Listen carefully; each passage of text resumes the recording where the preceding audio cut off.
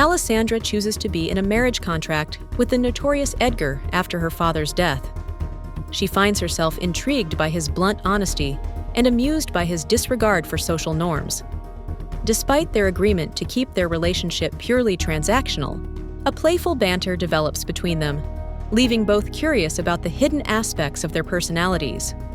Was Alessandra truly immune to Edgar's charm, or was a forbidden attraction beginning to bloom beneath the surface of their arrangement? And what secrets did Alessandra truly conceal behind the veil of her anonymity? Will Alessandra ever truly trust Edgar enough to reveal her face? Will their forced proximity lead to a passionate affair, or will they be able to maintain the boundaries of their contract? What other pests will Edgar encounter on their journey, and how will he deal with them? Will Alessandra's gratitude for Edgar evolve into something more profound?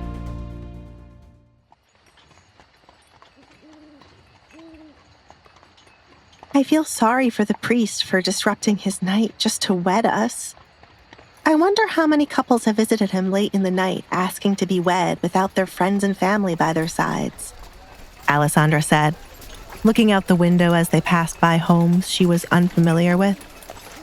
A lot more happens in the night than you could ever imagine. The church is normally open late into the night to welcome anyone in need of shelter, or those couples who are looking to marry behind their families' backs. We can have a big ceremony if you desire it, said Edgar, though he did not care for it. There is no need, Alessandra replied. She preferred a ceremony with just Edgar. I have no friends nor family to attend my wedding. Anyone who shows up would only be looking to get close to you. Perhaps if your family would like for you to have a proper wedding, I wouldn't mind having another ceremony.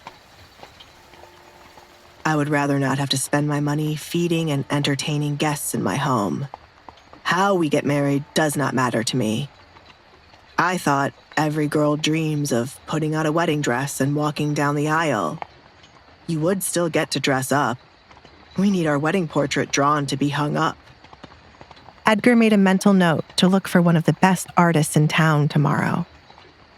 I am not like other girls since I have never dreamt of getting married. It is just something I wanted to happen to get away from my family.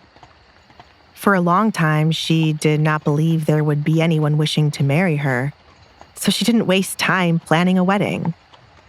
I thought a lot about painting, food I want to try, and places I wanted to visit. I have a long list of those things written down, she added.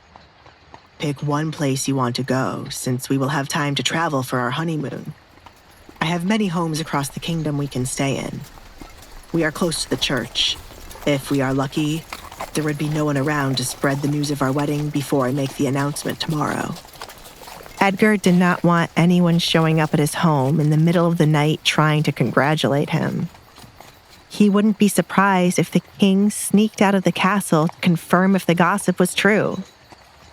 Alessandra also preferred their wedding news to stay quiet for the night.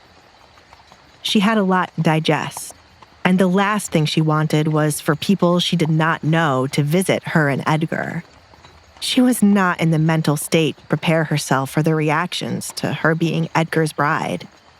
After a night's rest, she would be. Probably. I don't know if you are aware, but I am the one leading the case for the young women who have gone missing. Therefore, I make my business to know everything happening in town. Alessandra heard her father and the workers speaking of young women going missing. No one had any idea who the culprit could be, and young women were warned to always travel with someone. The carriage finally came to a stop, the silence broken only by the soft chime of distant church bells. As Alessandra stepped out, a shiver ran down her spine, a mixture of excitement and trepidation. Was this truly happening?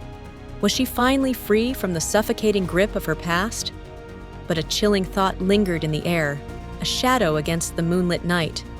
The missing women, the whispers of a lurking danger. Could their wedding night be marred by the fear of the unknown? Would their newfound happiness be overshadowed by the chilling reality of a predator lurking in the shadows? Hey, I'm Alessandra. If you're wondering what happens next, download the Pocket FM app now and listen to the exciting episodes of The Duke's Masked Bride,